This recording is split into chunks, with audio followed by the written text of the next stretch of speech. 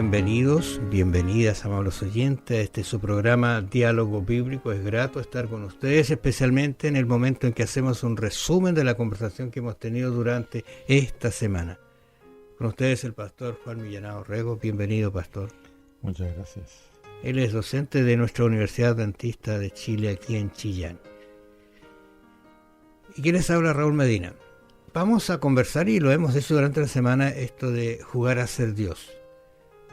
Uno dice, ¿cómo puedo aplicar esto a mi vida? Quizás alguna vez usted ha tratado de ser, y voy a poner las dos palabras que son orgulloso, vanaglorioso, tener altivez.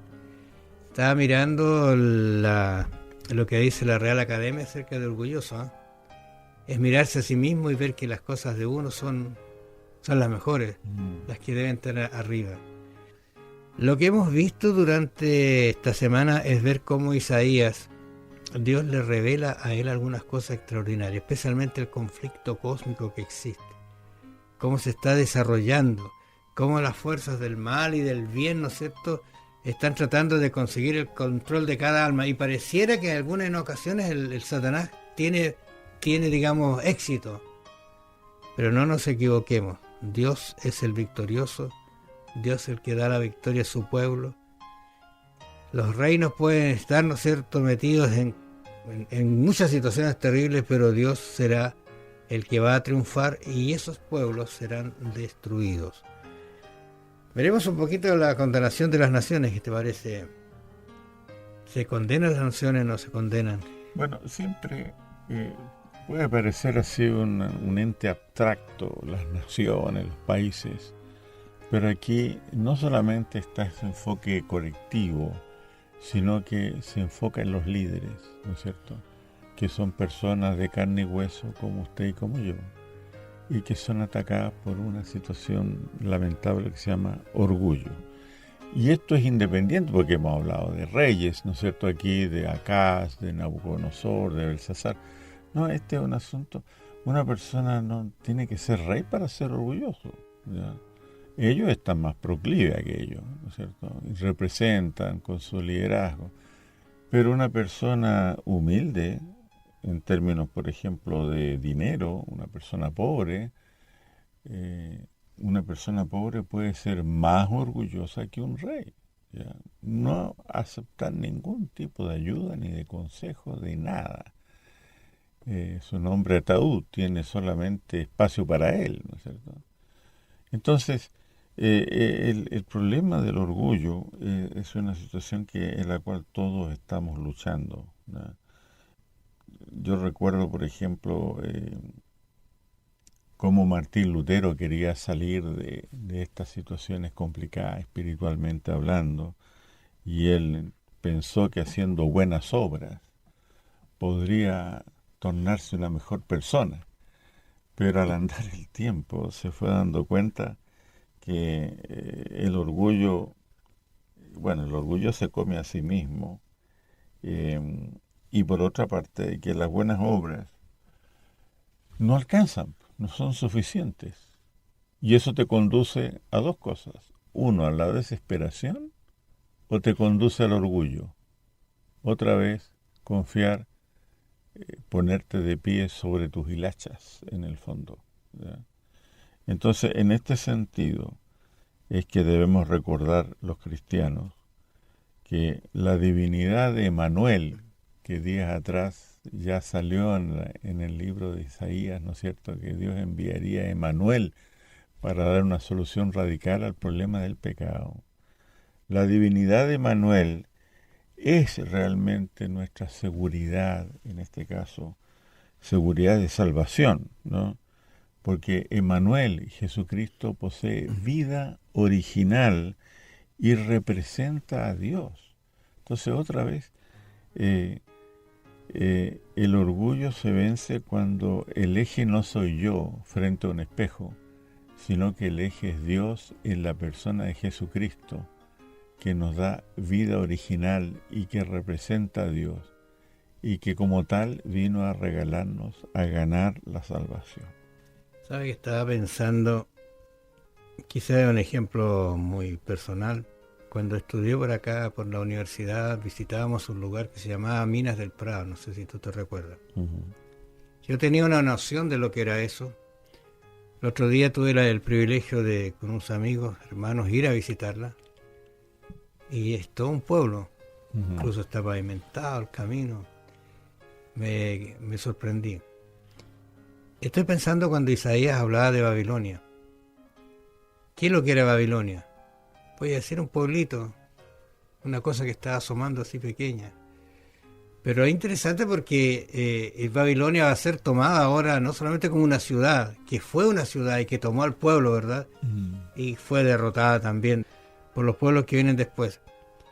Pero lo interesante es que la menciona y se transforma luego en un símbolo de rebelión, según Apocalipsis. Ujú. Interesante eso, tomarlo en cuenta. Dios ya advirtiendo en sus comienzos, allí en Isaías, acerca de esto. Y vean ustedes, quizás, vea usted la historia: Babilonia, Siria, Filistea, Moab, Siria, Etiopía, Egipto, Jerusalén, Tiro. Isaías 23, para que usted lo vea. Estos se rebelaron contra Dios, se rebelaron contra el pueblo de Dios y Dios los castigó. Los condena a las naciones. Dios no deja pasar la situación. Y el mensaje que Isaías nos da en Isaías 14:26 dice: este es el consejo que está acordado sobre toda la tierra, y está la mano extendida sobre todas las naciones. Dios va a hacer juicio.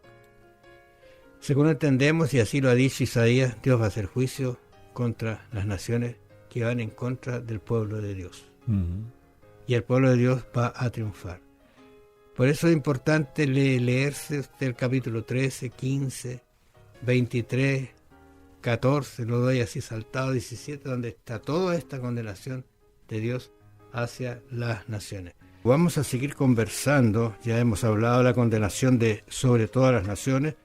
Vamos a mirar ahora un poco la última gran ciudad de Babilonia, aquí en el capítulo 13, 2 en adelante. ¿Qué nos está diciendo Isaías en relación a esto? Dice, por ejemplo, Isaías 13, 17: he aquí que yo despierto contra ellos a los medos, que no se ocuparán de la plata, ni codiciarán oro.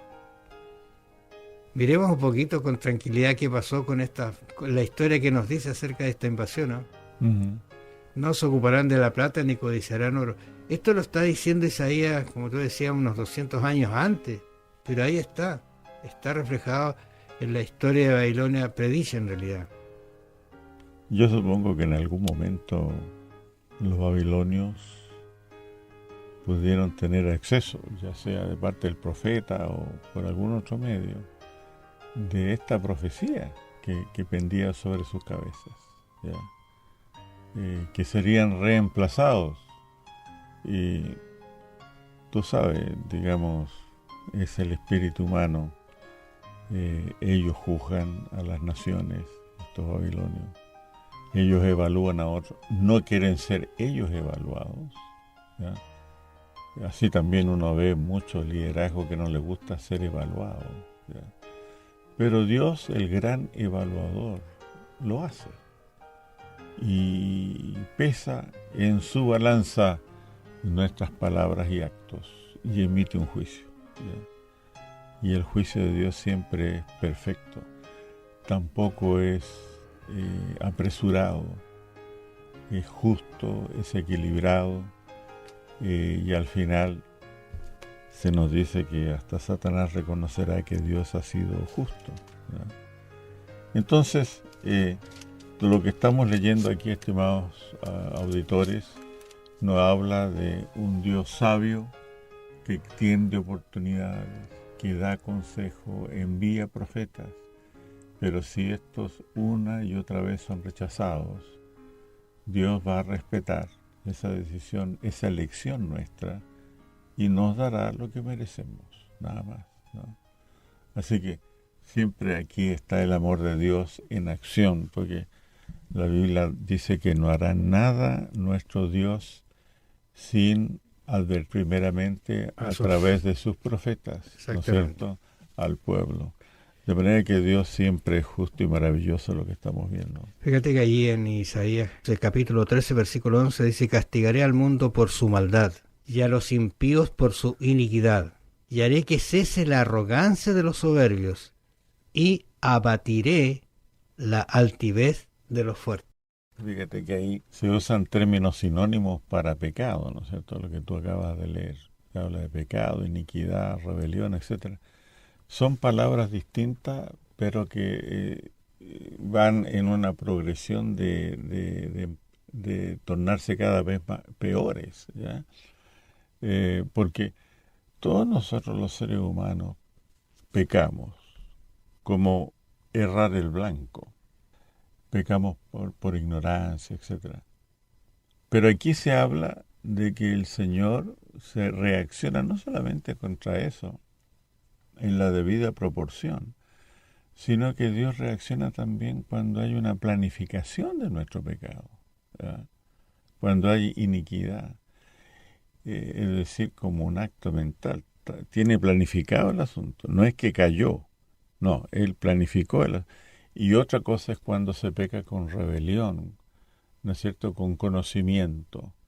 Es decir, cuando se alza la mano hacia Dios y se culpa a Dios de que hay cosas que no le gustan y hay cosas que sí le agradan.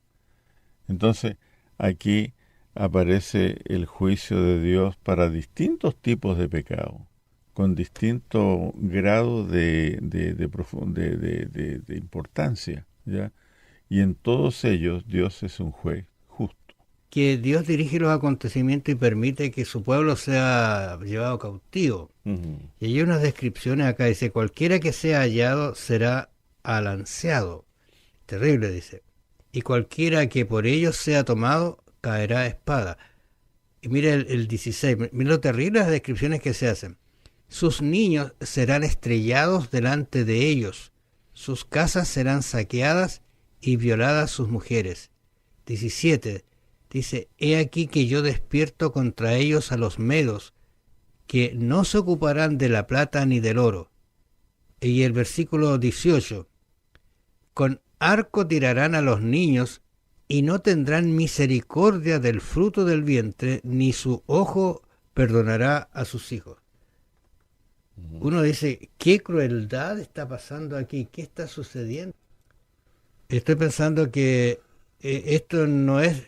La gente lo va a hacer, pero Dios sigue dirigiendo, porque Él no va a perdonar, va a hacer que el ser humano lo haga, pero estos elementos usados obrarán conforme a los propios deseos de ellos, para que vean lo que es la maldad que tienen, pero Dios va a dirigir por sobre eso y los va a castigar después, porque aparece el castigo de ellos. Van a venir después los pueblos a hacer lo mismo con ellos. Ahora, algo muy curioso, fíjate que en este tiempo que conlleva todo lo que estamos estudiando de Isaías, del 1 al 39, fíjate que son tiempos de prosperidad en Judá, prosperidad económica, material me refiero, ¿eh? Sofonías, que digamos es el profeta que está bastante cercano ya a la deportación, cuando Nabucodonosor va a llevar al pueblo judío a Babilonia, nos describe precisamente prosperidad. Había tanta prosperidad.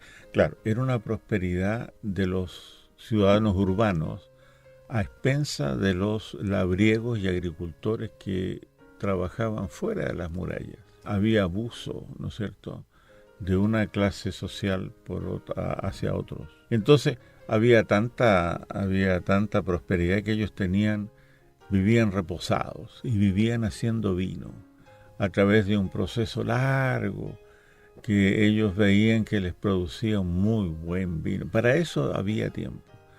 Entonces, hay que entender de que uno se puede confundir en el sentido de que, bueno, pero si tenemos prosperidad, está el refrigerador lleno, podemos comer y beber a voluntad, ¿cuál es el problema? ¿De qué vamos a ser salvados? ¿Ya? Entonces, permítame hacer una aplicación al consumismo de hoy, ¿ya?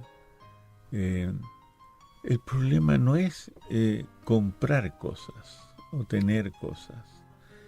es un problema mucho mayor que en sí mismo es una cosmovisión, una manera de interpretar toda la vida. Es realmente atribuirle a la posesión de cosas una terapia, una magia, un automático bienestar, que el fin de la vida es poseer cosas. Las cosas no son malas en sí, pero si yo pongo mi confianza en las cosas, si mi vida está orientada a comprar cosas y a arrendar una bodega porque ya las cosas no me caben dentro de la casa, y la gente a veces cuando pasa por fuera y ve una casa grande, imponente, eso, oye, la cantidad de cosas que tiene que tener ese tipo allá dentro en la casa. Dice. Claro, a lo mejor no saben que en 10 años más o en 20 años más esa casa les será propia. Pero ahí está el consumismo de hoy, ¿ya? Poner la confianza en el lugar errado, en vez de Dios, en las cosas, y alcanzar felicidad, entre comillas, a través de ellas. El lucero que quiso ser Dios, vamos a conversar de esto, y voy a leer Isaías 14:12, tan temprano como viene contando la historia que va a pasar más adelante, y que tiene su cumplimiento en el periodo de Isaías, pero también en el futuro. ¿Cómo caíste del cielo, lucero, hijo de la mañana? Cortado fuiste por tierra, tú que debilitabas a las naciones. ¿Qué te parece este texto? Aquí está aludiendo, ¿no es cierto? Sí. Bueno, al espíritu del anticristo, ¿no? Que quiere brillar más que Dios, que quiere estar no en el trono, sino por encima del trono de Dios, ¿no? Este espíritu, aún en ambientes laborales, es dañino, ¿no es cierto? Una persona que tiene una función y que pretende, se excede de sus poderes y sus capacidades y pretende abarcar áreas que no le corresponden. Si en un ambiente laboral ocurre eso, ¿no? Este espíritu no es bienvenido, no le hace bien a la convivencia humana, ¿ya? En un ambiente laboral se trabaja, o se deberá trabajar como equipo, pero cuando alguien quiere brillar más, cuando alguien que es capaz te hace sentir que es capaz, eso no cae bien, ¿no es cierto? Entonces, cuando se habla hoy en día, fulano de tal, no solamente un buen profesional, sino que es una gran persona. Oye, ese es un gran cumplido. Y ser una gran persona no es una persona que hace sentir su poder, sino que una persona que es humilde, es comprensiva, se pone en los zapatos del otro y que siente como el otro. Esa es una gran persona, ¿ya? Y que incluso llega a emocionarse con los problemas del otro, ¿ya? Es exactamente lo que Satanás no es, porque Satanás, nos dice Cristo, es mentiroso, es homicida desde el principio, pero él se disfraza como ángel de luz, como lucero, ¿no es cierto? Quiere brillar, que lo admiremos, cuando realmente es mentiroso y homicida desde el principio. Bueno, el rey de Babilonia fue un rey lleno de orgullo y sufrió las consecuencias. Entonces, tú recuerdas que lamentablemente, a pesar del poderío, cayó. Uh-huh. Como lo decía la profecía y como lo dice Daniel. ¿Te acuerdas tú que Daniel relató en el capítulo 2 todo el movimiento del mundo hasta la venida de Jesús? Ese capítulo es extraordinariamente hermoso cuando uno recorre esa historia. Está toda la historia del mundo. Pero en algún momento quizás nosotros vamos a decir como el rey, ¿y quién hizo este reino? ¿Quién hizo esta casa? ¿Quién hizo esto? Y viene ese orgullo, esa vanagloria que Dios quiere quitar de nosotros. Pero la verdad es que debemos seguir el ejemplo de Cristo, el que se humilló a sí mismo, ¿no es cierto? No tomando cuenta su calidad de Dios, sino que se humilló a ser humano para salvarnos a nosotros. Por eso que la Biblia nos dice que al final la Babilonia, este poder, que va a ser un símbolo de la autoridad humana, que creyendo tomar los poderes del mundo, como Satanás quería tomar el poder de Dios, va a terminar. Isaías 40:20 dice: jamás volverá a mencionarse la descendencia de los malhechores. se está refiriendo a Babilonia. Jamás. Y en el tiempo de Isaías, esto sonó como que no, jamás, ni siquiera aparecía Babilonia. Interesante eso. Por eso hay que hacer hincapié en lo que dice realmente los profetas, porque creyendo sus profetas estaremos realmente bien.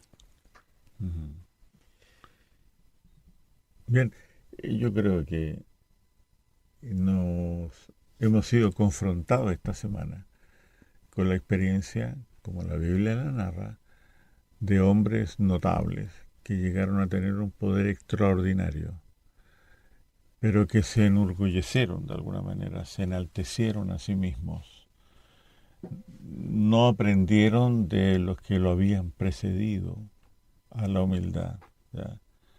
Por eso que el Señor en alguna ocasión nos enseñó que cualquiera que se enaltece será humillado y cualquiera que se humilla será enaltecido, ¿no? Y nosotros apreciamos grandemente hoy en el siglo XXI esa cualidad de la humildad, porque la humildad no te empequeñece, sino que la humildad te agranda realmente, ¿ya? Es difícil ser segundo violín. Sí, es difícil. Es difícil guardar silencio, más aún cuando tú sabes que tienes razón, pero que es mejor guardar silencio, ¿ya? Entonces, aquí se habla de un valor, de algo extraordinario, la humildad ante Dios. ¿Sí? La humillación ante Dios no humilla, sino que enaltece y te trae bendición. Fíjate que el capítulo 24 habla de los juicios de Dios, y esta relación tan interesante con Apocalipsis, ¿eh? De los juicios de Dios, y el 25 habla del triunfo final. Y allí hay en versículo 6, puntualmente Isaías 25:6 dice: Jehová de los ejércitos hará en este monte a todos los pueblos banquete de manjares suculentos, banquete de vinos refinados, de gruesos tuétanos y de vinos purificados. Tú hablabas que ellos hacían vino, ¿verdad? Pero aquí Dios va a hacer el vino para el festejar. Claro. Este 25 es un cántico de alabanza en favor de Dios en el día escatológico, o sea, de los eventos finales, ¿no es cierto?, de Jehová. Que, fíjate, un autor lo divide en tres partes, dice: se alaba a Dios por la obra a favor de su pueblo, se celebra una fiesta para el pueblo de Dios, y se alaba a Dios anticipadamente por lo que va a hacer. Este es un eco de lo que tú decías, un banquete preparado por Dios. Pero ese es el plan original.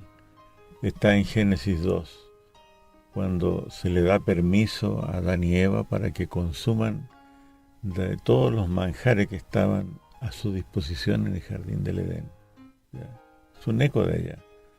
Así que Dios siempre se vincula con el hombre en un espíritu de abundancia, nunca de mezquindad, ¿ya? Pero toda cuestión mezquina, reducida, jibarizada, es un asunto que nace de la mente del hombre, no de Dios. La relación de Dios con nosotros siempre es de abundancia. La limitación la ponemos nosotros. Yo termino con una promesa extraordinaria en este contexto de la situación final del mundo. Isaías 27:3 dice: yo Jehová la guardo, cada momento la regaré, la guardaré de noche y de día, para que nadie la dañe. Esa es la protección de Dios. Confiemos en Él, porque el triunfo está asegurado bajo las alas de nuestro Señor Jesucristo. Que el Señor los bendiga. Nos vamos a encontrar la próxima semana.